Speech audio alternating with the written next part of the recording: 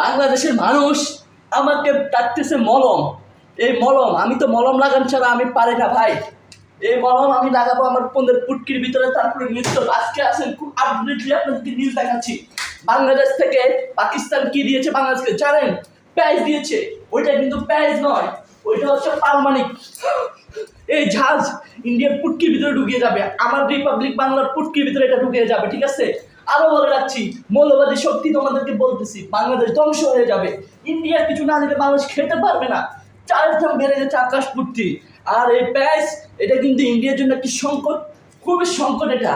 কারণ এই পারমাণবিক বোমা ইন্ডিয়া বাংলাদেশ চারপাশে এটাকে জোগাড় রাখছে। পাকিস্তান সেই মৌলবাদী শক্তি বাংলাদেশকে উস্কে দিচ্ছে। এইটা সহ্য করবো না। বাংলাদেশের জন্য কষ্ট হয় আমাদের। বাংলাদেশটা শেষ হয়ে গিয়েছে, হিন্দু নির্যাতন হচ্ছে, ওখানে মানুষকে মানুষ মনে করতেছে না। হ্যাঁ হ্যাঁ হ্যাঁ, আমি এটাই বলছি, মৌলবাদী শক্তি আমাকে কিছুই করতে পারবো না তোমরা। আমি বলে যাব সত্যি, বলে যাব মিথ্যে, আমি দিনের পর দিন মিথ্যে কথা বলে যাবো। কি করতে পারবো আমি দেখে নেবো।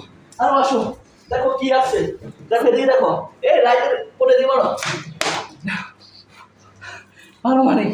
এটা দিয়ে পুরো ইন্ডিয়া, কলকাতা 4 ঘন্টার ভিতর নাকি তারা দখল করে নেবে। আমি বলছি ওদেরকে, আস খেলবো তোদেরকে। 3 লাখ রিক্সা কিচ্ছু করতে পারবি না, আস খেলবো।